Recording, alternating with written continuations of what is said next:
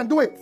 Well, the argument is that even if you win in 2027, you'll be forced or prevailed upon to hand over to the North after just one term in 2031, which will not be enough for you to fulfill these electoral, let me just make the point, these electoral promises. Whereas if you worked with a one-term Northern presidency in 2027, you'd be more likely to scale through in 2031, assuming the North keeps to the agreement. Does that sound like a reasonable proposal to you? Because you mentioned Yar'Adua, who came into office, he had to come into office before he started trying to change things. Charles, the president that is there today, how many years has he stayed? 2 years. And you could see where we are. Look at the turn of things in 2 years. That means that you can change things in 2 years. If I was there in 2 years, Charles, then you would have seen considerable change. In critical areas, I would have tackled corruption head on. I would have reduced cost of governance. And you will see it. People will feel it. And those monies invested in critical areas. Our primary health care today, I told you, 70% are not functional. And we spent over 35 billion in conference center. Which conference? Who's coming for the conference?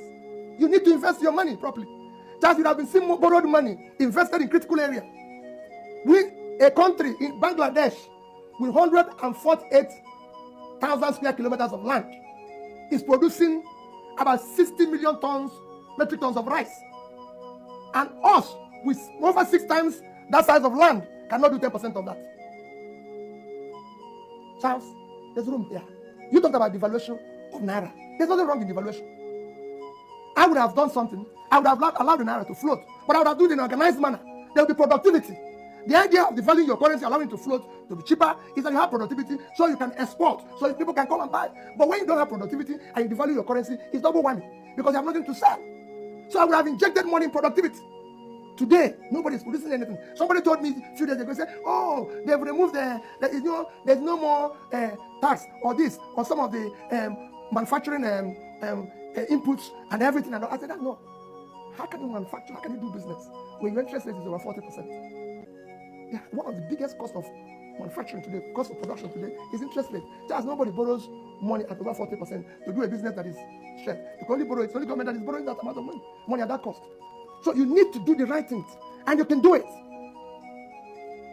So what would be the thrust of your attack then on President Tinubu in 2027 that might tip the balance in your favor? I mean, you've talked about, the economy, you've talked about democracy, the rule of law, which you say suffered a setback. Given all that, what would be your strategy to erode confidence in the president and convince the Nigerian people to go with you rather than him? It is not enough that your aides are running around.